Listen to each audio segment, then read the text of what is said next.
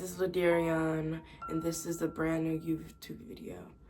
And today, we're gonna be watching the scary videos that y'all sent, so let's get into it. Before we even get into that, make sure to grab you some Takis with some Sprite and some Starburst. So let's get into the video. So first, we're starting with this video right here. Let's watch it. It's on the 3rd floor.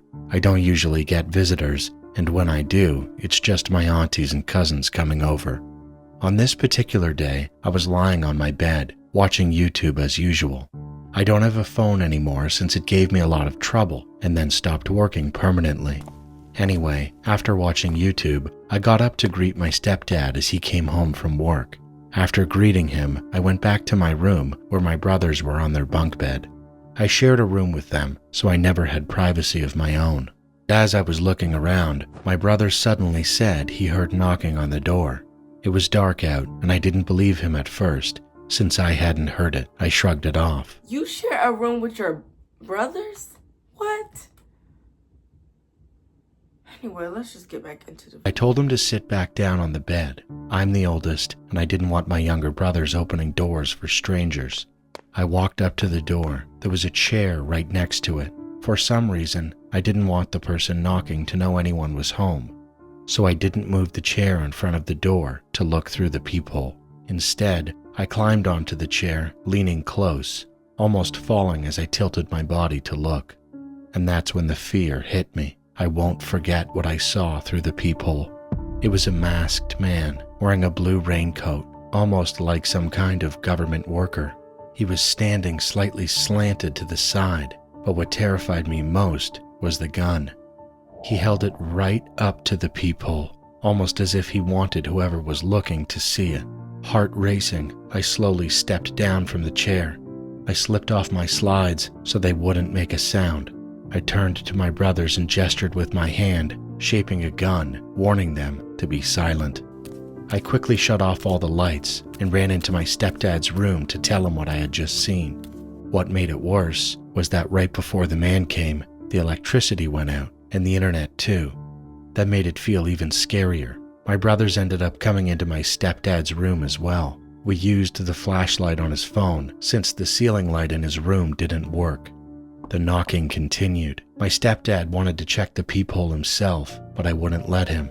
I was too scared that even the slightest sound would give us away. We stayed in the room for over an hour. Eventually, it seemed like the man had left because we heard a little boy and his parents walking into their apartment on our floor. We could also hear kids playing downstairs on the 1st floor.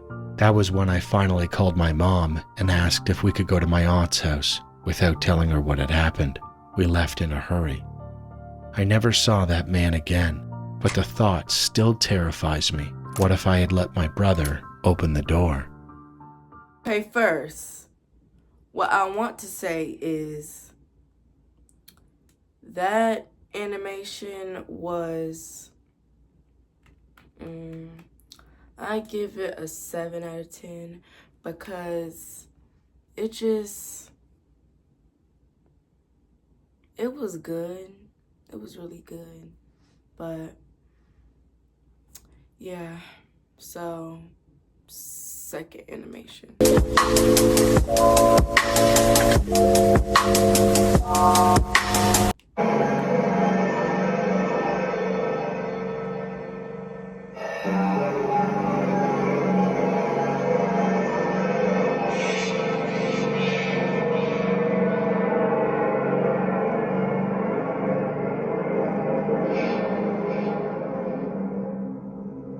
This story happened to me on a Thursday night when I was home alone in my apartment complex.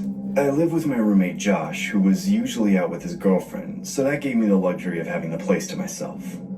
I was video chatting with 3 classmates of mine on Facebook Messenger. Their names were Eric, Craig, and Cindy. This was my first interaction with them as our professor selected us to be in a group project together. Throughout the night, we brainstormed ideas while getting more acquainted with one another. This is when the story gets a bit weird. Eric spontaneously asked the group chat Hey guys, want to see something cool? What is it? Getting an A+ in this project would be cool. Sure, man, what's up?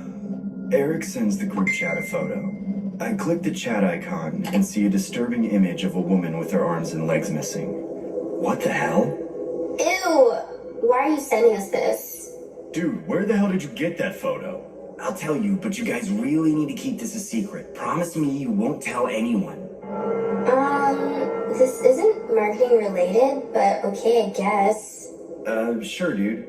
Please don't tell me you were the sicko who took that pic. I didn't. I actually got the photo from the dark web. Dude, you go on the dark web? What's the dark web? Supposedly it's this hidden part of the internet where you can buy illegal stuff.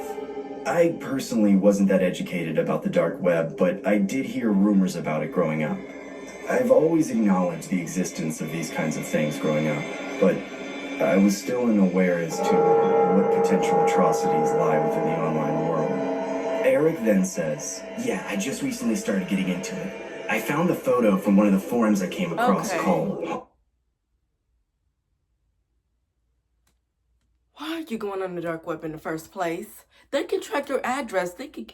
Oh, just gonna let it go. Homemade dolls. Here's the full-size picture.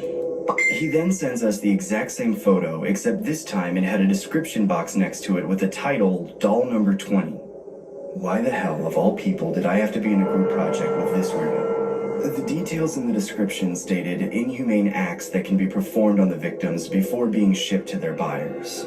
I felt pretty disgusted reading the dialogue, but I was still somewhat skeptical about the whole thing. It was hard to deny its legitimacy, though. The authenticity of the image looked too real to be a hoax.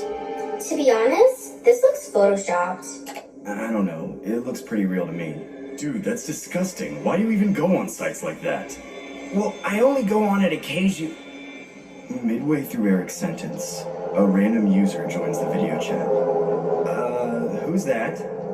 I don't know. I swear to God, we better not be getting hacked. Eric, is this one of your stupid friends from the dark web? I'm gonna call the cops if it is. That's when I decide to move my mouse cursor to exit the video chat. Why the hell isn't this working? Come on, work, goddammit! My cursor was resisting to move no matter how many times I clicked or moved my mouse. That's when the random user's video turned on. It was a guy wearing a pig mask. The mask didn't look like some dollar store knockoff. It looked like the skinned face of an actual pig. He wore it like he was Leatherface from the Texas Chainsaw Massacre. Hey, is anybody seeing what I'm seeing? Eric, dude, I really hope this isn't a stupid prank. It's not, dude. I don't even know who that is. Why is there a guy wearing a pig mask on my screen? Guys, what's going on? I don't know why, but something about that moment, I just knew. I was looking into the eyes of what true evil looks like. That's when my classmate's video chat completely froze. The only screen functioning was the pigman's. It seemed like our computers were being hijacked. I couldn't quite comprehend what was going on until I heard the pigman say, "Can you see me? Say yes if you can hear me." Say it! As I came across called... Why are you going on the dark web in the first place? They can track your address. They could...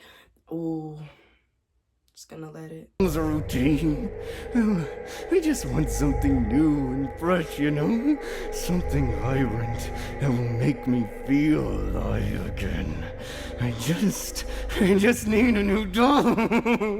What do you say? Does it sound like a brilliant plan to you? I was completely appalled by what was transpiring. That's when I hear a muffled female's voice in the background. The pigman then swivels the camera towards the direction of the muffled voice, only to reveal a woman with no arms and legs. She had duct tape on her mouth and a chain bound around her neck. The woman was flailing her severed arms wildly in a desperate attempt to escape. A couple seconds later, the pigman approaches her while holding an axe, the kind of axe lumberjacks use to chop down trees. I began to hyperventilate as I knew the inevitable fate this woman was about to endure. He then raises the axe up in the air. I begin screaming from the top of my lungs, "Leave her alone or I'm calling the cops!" As I took my last glance at the woman, I realized that it was the same woman in the photo that Eric sent. That's when the pigman smashes the axe against the woman's skull repeatedly. I practically leap up from my chair and begin to vomit.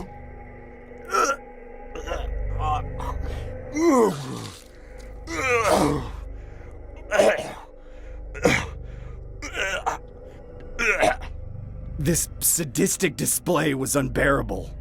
What the hell is going on? Someone tell me I'm dreaming. There's no way this is real.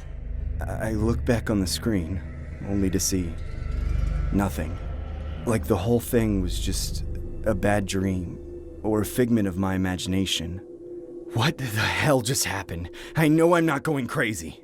I immediately messaged my classmates in the group chat saying, please tell me you guys saw all of that. Did any of you see the pigman? We need to report him. Yeah, I briefly saw him, but then my video chat ended. Same here. That was weird as hell. Must have been a hacker. Thank God my screen went back to normal. Did you see anything, Terrence?